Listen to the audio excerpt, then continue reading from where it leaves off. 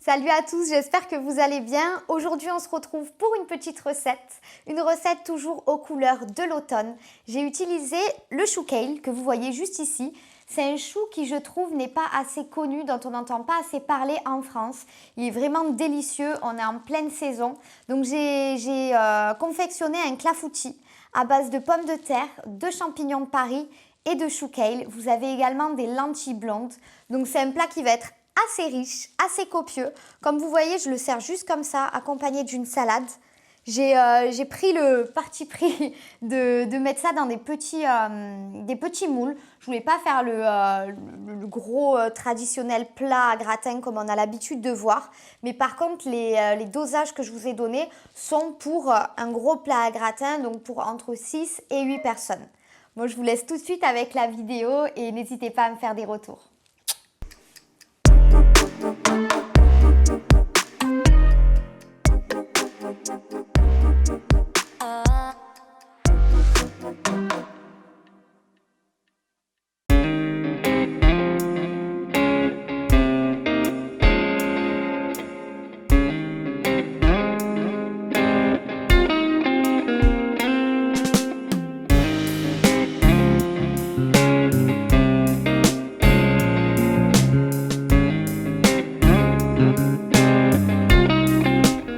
Pour réaliser cette recette, vous allez avoir besoin de 200 g de champignons de Paris, de 500 g de pommes de terre.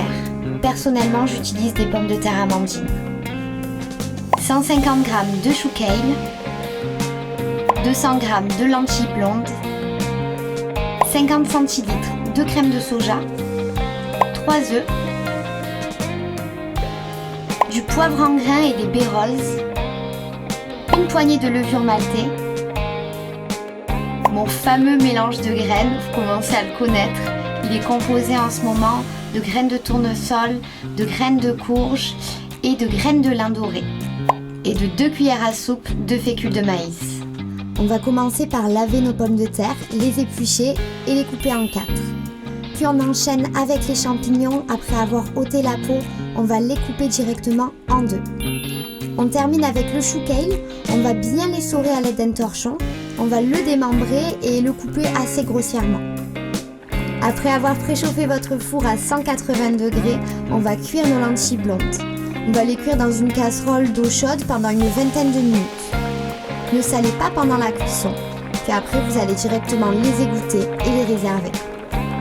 Avant d'enchaîner avec la cuisson des pommes de terre, on va concasser le poivre et les baies à l'aide d'un pilon que j'ai tout simplement écrasé le poivre et après à mon chéri qui est venu m'aider pour le réduire un petit peu plus en poudre. Puis on va cuire les pommes de terre pendant une quinzaine de minutes à feu moyen avec un filet d'huile d'olive dans une poêle en remuant régulièrement.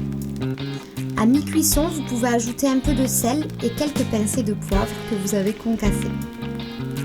On veut les pommes de terre bien colorées. À l'issue de la cuisson, vous pouvez réserver dans un bol. J'ai oublié de vous dire dans la liste des ingrédients que si vous avez 2 gousses d'ail, c'est le top. Si c'est le cas, concassez-les avant de cuire à feu vif les champignons pendant quelques minutes. On veut une belle coloration.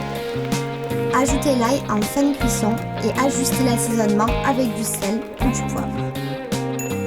Dernière cuisson sur les plaques avec nos feuilles de chou kale. On va simplement les cuire 4 à 5 minutes dans une casserole d'eau chaude afin de les assouplir. On enchaîne avec la préparation de l'appareil à gratin. Fouettez les œufs avec la fécule de maïs, la crème de soja ainsi que le sel et le poivre. Si vous avez de la noix de muscade, n'hésitez pas à en rajouter quelques pincées à votre appareil. Ça y est, le plus gros de la recette est fait. On peut à présent passer au montage du gratin aux couleurs d'hiver. On va à l'aide d'un pinceau beurrer avec du beurre végétal le ou les plats à gratin. Puis ajouter par niveau les ingrédients.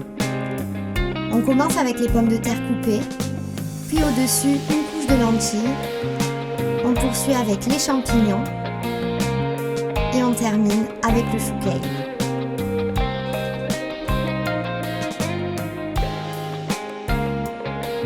Vous versez ensuite l'appareil à gratin dans le plat, puis on est parti pour 30 à 35 minutes de cuisson à 180 degrés. Après 20 minutes de cuisson, sortez les gratins pour les parsemer de levure maltée avant d'enfourner de nouveau pour une quinzaine de minutes. Ça y est, nos gratins sont cuits. On n'a plus qu'à les démouler et les parsemer de graines en tout genre et de quelques noisettes bien craquantes. Ce gratin peut s'accompagner d'une salade verte à base de roquettes avec une vinaigrette à la pulpe de figue. J'adore le chou kale et je vous invite à le manger sous toutes ses formes. J'ai d'ailleurs fait une vidéo vous parlant des bienfaits du chou kale sur notre corps ainsi qu'un article dans mon blog. Vous trouverez le lien directement dans la description. Et vous alors, ça m'intéresse, c'est quoi votre légume vert préféré? Je vous embrasse, je vous dis à la prochaine pour de nouvelles expériences culinaires dans la cuisine de Carolo.